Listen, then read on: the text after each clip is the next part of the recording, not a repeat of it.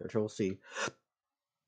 Hello, everybody. My name is Delzar Slit, and today we're doing a reaction video. God damn it, there's ads still playing. Okay. Anyways, my name's Mendel. We're gonna be getting into this video. I'd like y'all to go into the description. You'll find your links to the original, aka why the fuck are you even watching this if you just go and watch the original video. Okay, it'd be very helpful for them. Well, maybe not so, right? Because more likely you've already seen it. But if you haven't somehow seen it and you're somehow here, go support them. Trust me, it's worth it. Also, by the way, this video is about Sonic and game theory, which now has me having so many more questions, such as, and not limited to, Sonic theory. Sonic's rings are a scam. How the fuck are they a scam again? Because I don't think they're supposed to be used as currency in universe, right? Sonic collectibles in all of gaming. They protect Sonic from harm. Yeah. They give him extra lives. And most impressively of all, they fuel the supersonic state, giving him insane amounts of power and an awesome soundtrack. They're also the unofficial sound effect of gas station cash registers for some reason. Because of all of these Is that actually real? Yo, Jelly, you gonna take a shower? Okay. See you later, local. Sonic's Go rings bathe. are invaluable. Or are they? This is No. America, after all. Everything's got itself a price. Everything is worth something. Mm. Considering that these rings have been used as a currency in past games, it means Have that they? these rings are no exception. The only question I'm left with, though, is Sonic a wealthy hedgehog, or is he a broke boy?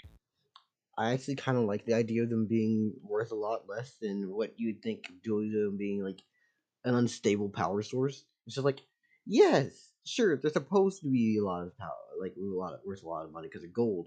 But at the same time, if you don't have the ability to use the bitches, it's kind of worthless. Breaking them then destroys their value and they just become regular gold.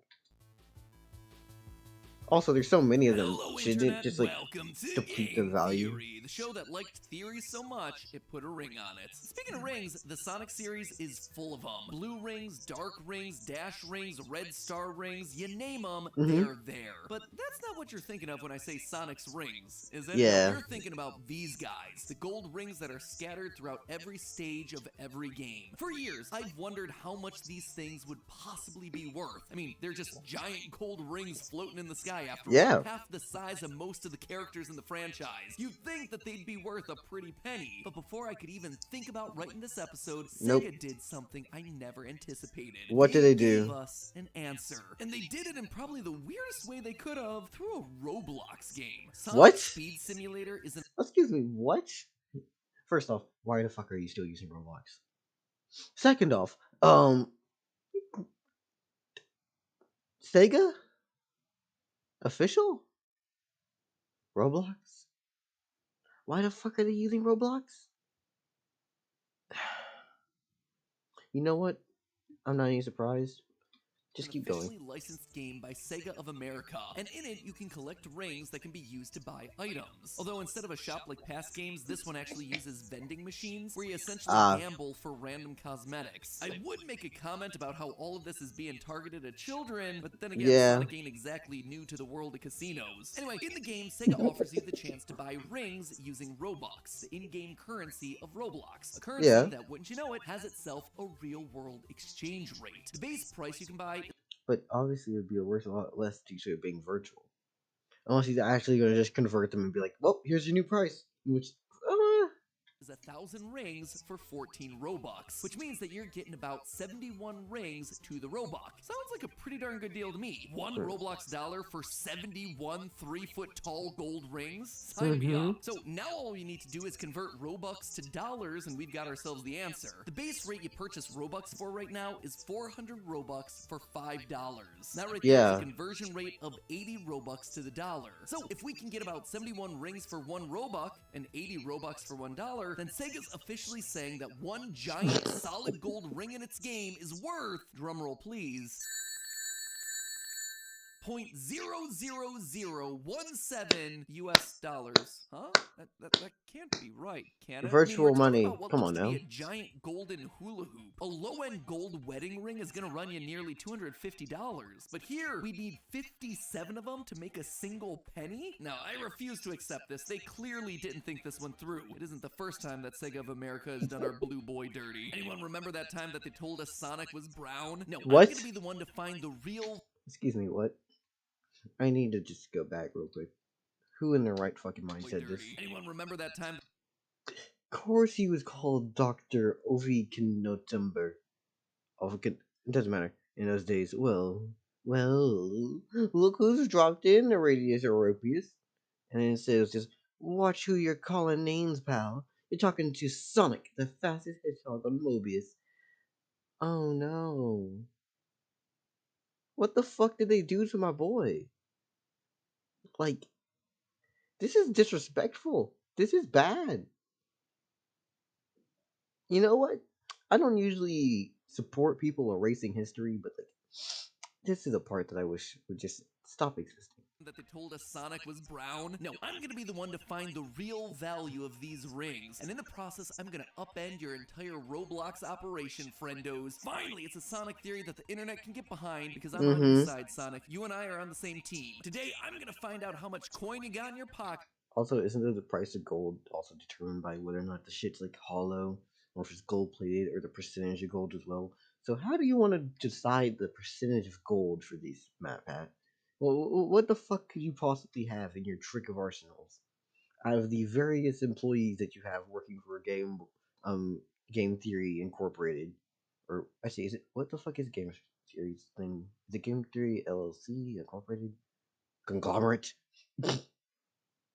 or is it just the Theory That are full conglomerate?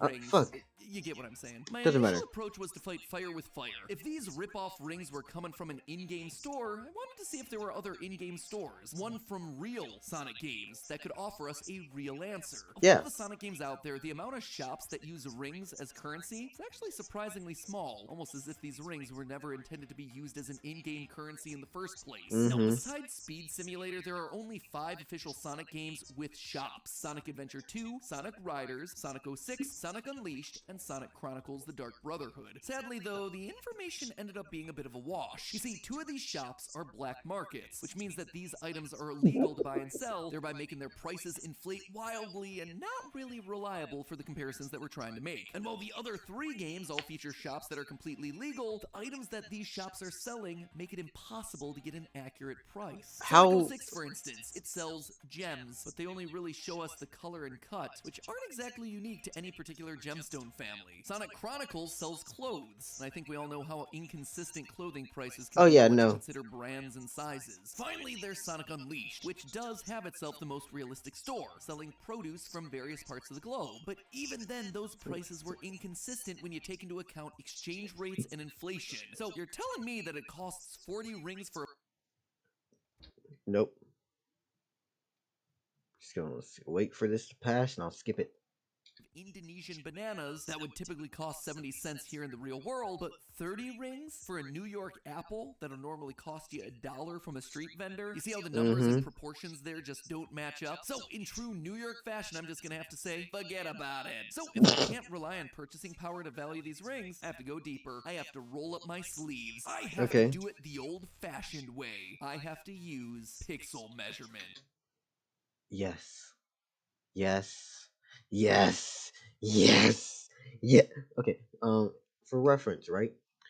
I am someone who came to game theory when I was far too young to be on YouTube, because thankfully game theory was probably the only thing that I watched that was actually safe for children. Um, Everything else was fucked up. Anyways, beside that point, because I'm getting distracted. I love the days of Matt Pat using pixel measurements all the fucking time. It was great. And this is nostalgia, and I love this, and it's hitting me. Also, Matt Pat, you are a glorious old man. Do not pass. And I have to use it for science. Speaking of science, I Mhm. actually need your help with another experiment I'm doing. This is also What going to is help with an this? upcoming FNAF episode. That's right, Oh you can boy. be a part of a FNAF episode. Some of you might remember a few years ago when I asked you guys to take the Myers-Briggs personality test. That way I was able to break down what personality types you were. Well, I've got some more theories on the horizon. A FNAF theory in particular that needs some of that. Also, I still remember the fuck. I don't remember what it was, but there was a joke in one of the theories, right? That had they came up with style theory years ago, but the icon they used was a pink heel, and I remember that. And someone needs to find that fucking video and send it to me eventually. But that data. I also Myers-Briggs personality test data. have a bunch of ideas for TikTok, Instagram, and Twitter that are in the works that are going to Oh need boy. that same information. You can actually follow us at Team Theorist on Twitter and Instagram and at GameTheory. I would love to do this. I'll probably have to use one of my alt Twitters because my main Twitter is not safe for anything. Theorist Official on TikTok if you want to see those theories when they drop. Yep, we have official social channels now, finally, after years and years. It's actually really cool. There's a lot of fun stuff on them. Anyway, the TLDR is that this community's grown a lot over the last couple years, so to get the most accurate results possible, I've put a link to a survey down in the description below with all the questions that I need to help me solve this upcoming FNAF theory, as well as a couple of these social videos that are going to be rolling out over the next couple weeks. If you could just do me a favor and fill out that questionnaire while I finish this episode, that would be super duper helpful for those upcoming theories. And while you're doing that, I'm gonna go back to figuring out what exactly I'll probably just do that after this video. the Not value while. of a sonic ring is. The first test we have to do is figure out what exactly these rings are made of. Sure, we assume that they're gold just based on the yellow color, but is that actually true? They could just be gold colored, or gold plated, or some sort of gold alloy. So let's look at how the rings actually behave in game to find out what we're working with. First, we know that whatever Sonic's rings are made of, it's heavier than water. Considering when you get hit in places like Hydrocity Zone or Aquatic Ruins, the scattered rings sink. That right there gives us a big old check mark for gold, but also pretty much any other metal. So not really narrowing the field down. Secondly, look at this. When using the lightning shield in games like Sonic 3, you're able to draw the rings towards you like a magnet. Okay, so they're magnetic. Because it immediately kills the idea that the rings are made of gold. Oh no! Gold isn't magnetic. This means that the rings are either made of some other metal completely, or if they are still made of gold, there has to be some other metal mixed in that is magnetic in the proper proportions. What exactly do I mean by that? Well, you might have heard gold being given labels like 24 karat, 18 karat, 12 karat, all that stuff. Percentages. Carat in this case is a measure of purity. It can be as low as 1 or as high as 24. The higher the carat, the more pure and valuable the gold is. If gold is 24 karat, well, that's the highest ranking possible. That means it is 99.99% pure gold. But if it's something more like, say, 16 karat, that means it's not pure gold. It's instead an alloy made up of 16 parts gold, 8 parts some other metal. The highest purity a gold ring can be before it loses its magnetism is 18 carats. However, this then presents us a bit of a problem. By mixing gold with other metals, you start to lose gold's iconic yellow color. This then is how you achieve colors like white gold and rose gold, by using silver or copper respectively as the alloy metal. Basically, this is just the jewelry industry's way of selling you less pure gold while still marketing it. I didn't realize why it was like this. I just knew that rose gold is that and white gold is something else. Also, white gold sounds stupid. Rose gold is at least like a pretty little bronzy type deal, but white gold in general just sounds stupid. I didn't realize this is how it was made, and now I'm kind of angry. But I'm also just looking at whoever the jeweler is who came up with this. Good on you for being a lucrative businessman. Also, at the same time, fuck you for being a lucrative businessman. God damn it, people are beating on the walls. Hopefully y'all don't hear that. As gold. Probably worth dedicating an episode of Style Theory to this at some point. Anyway, the three most common metals to use as an alloy here that are magnetic are iron, cobalt, and nickel. But while they'll certainly give our gold ring the power of magnetism, they'll also give it a different color. Nickel will yield the much more silvery white gold, cobalt will turn the gold black, and iron will produce blue gold. And while there's fucking blue gold? Huh? Also, black gold actually kind of sounds cool, but fucking blue? each of those are certainly cool colors and might possibly explain some of the other rings that we see floating around in this universe, it doesn't explain our main golden rings. To get the correct yellow gold color from a gold alloy, you would have to mix the gold with equal parts silver and copper, two metals which are notably not magnetic, which means that Sonic's rings cannot be made of gold. So we need ourselves a metal that's heavier than water, that's magnetic, and also can appear golden in color. So does something like that exist? The answer is a resounding yes. Allow me to introduce you all to neodymium. Weirdly, despite being considered a rare earth metal, neodymium is about as common as other metals like nickel and cobalt, which makes it perfect for our rings considering these things are just lying around Sonic's world by the hundreds. And while neodymium is usually a silvery metal when it's in the ground, as it touches the air, it oxidizes, which turns it into a wonderful shade of yellowish gold. But that's not all. It can also turn into a whole bunch of other colors like blue, purple, and pink, which would explain why there are all these other various colors of rings sprinkled across the Sonic games. But most importantly, neodymium is magnetic. magnetic, and I mean extremely magnetic. So much so that one How? of its most common uses is, well, magnets. A single gram of neodymium can lift an This is actually turning out to be very fruitful information. Just gonna hit this real quick and then go back up. entire kilogram of steel. It is some powerful stuff, and the power of neodymium doesn't stop there. Neodymium magnets are very commonly used inside rechargeable batteries for companies like Tesla and their electric vehicles. Batteries equal energy. I'm never calling Twitter anything else. And while we've been talking about Sonic's rings as a form of currency, throughout the That's all I'm franchise, gonna these say on the rings are topic, also but said to contain it's some ring Twitter. energy. They're a power source that helps Sonic maintain his supersonic transformation, something that wouldn't really apply to a gold ring, but could very easily apply to a neodymium ring. So really, Sonic's gold rings are better described as his neodymium rings. And now that we know what they're made of, we can figure out how much a ring would be worth. All we need to figure out is the weight of these rings for our final value. And just like most things in math, there's an equation for that. Mass equals density multiplied by volume. Neodymium has a density of 7 grams per cubic centimeter. So all we need to do is figure out their volume, and bam, we have ourselves our final number. The volume Pixel of a ring, measurements. or in geometrical terms, a torus, is a little more challenging than something like a sphere. With a sphere, all you need is a radius, and from there you can figure out pretty much everything else. But with a ring, you actually need 2 measurements. The minor radius, which is the radius of the solid tube of gold, and the major radius, the radius from the center of the circle to the center of the tube. The easiest way to get both of these radii is with pixel measurements, comparing the size of the ring to something else in the world around it that we know the measurement of, which in this case is Sonic himself.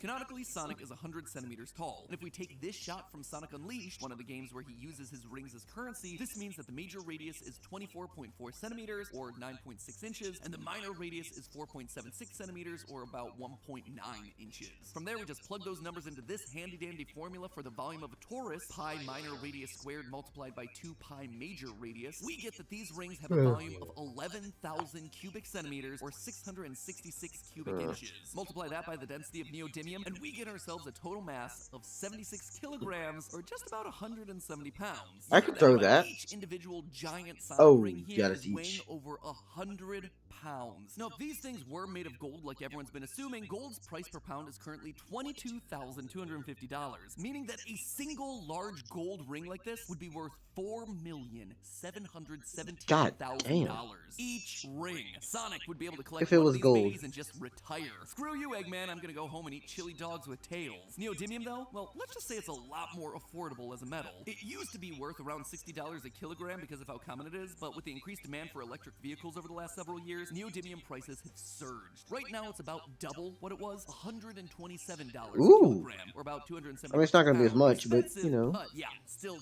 quite a bit cheaper than gold, which means that our $5 million giant gold ring is actually more like a $9,600 neodymium ring. Don't get me wrong. Yeah, that's a good paycheck, though. And if he gets 100 of these bad boys, he's not just getting an extra life, he's basically getting his own life back as he retires. Except there is another issue here. Giant rings, they don't seem to be accurate to the size that these rings really are. You see, in most recent Sonic media, including both the games and the movies, they get Sonic's smaller. rings shrink in size to the proportions of a wedding ring when he picks them up. Probably helping to explain how he's able to hold so many in his pockets, I guess. Anyway, that would help explain how he's able to carry around multiple of these 200-pound behemoth rings without getting slowed down. The best shot that I could find to get a proper measurement of these from the games is this shot from the trailer of Sonic Unleashed, a game where he specifically uses the rings as currency. Now, I'm not going to bore you with the details a second time, so after some careful pixel measurements and comparisons, we can determine that this smaller ring has a volume of 12.5 cubic.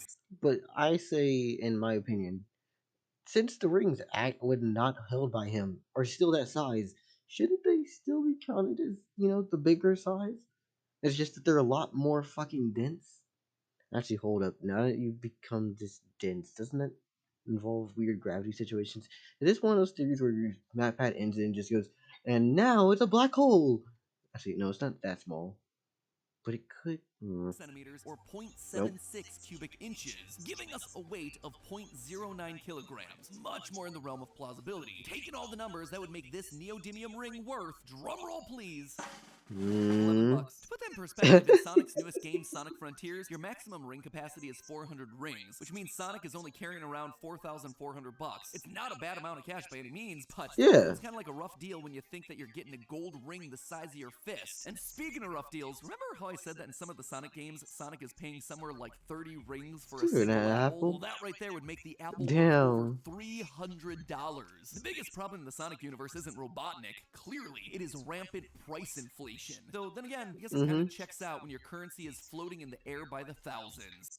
Actually, yeah, that is a fair fucking point. The absurdity of how many there are. God damn. Okay. So, there you have it, friends. The true value of Sonic's neodymium rings is $11. Not as valuable as we might have thought from a gold ring, but hey, they're 65,000 times more valuable than what Sega of America claimed in Sonic Speed Simulator. Yeah? Proving developers of classic 90s IP wrong, that is always a win in my book. But hey, that's just a theory. Okay. Shut up and check my ring. Thanks for watching. And if you want more examples of mathematically analyzing the weirdness of the Sonic franchise, click the video on the left where we figure out how many chili dogs Sonic would have to eat to maintain his crazy amount of running. Or if you want to see me fall deeper down the Sonic rabbit hole, why not check out this GT Live where Ash and I go crazy trying to figure out who killed Sonic the Hedgehog. That video is over on the right. As always, my friends, don't... Anyways, please get down in the description of the video. I'm gonna have a link to it down there. And yeah, just go out there and support them. I'd love for you to do so. Anyways, I'm gonna be getting the fuck out of here and bouncing. Bye bye.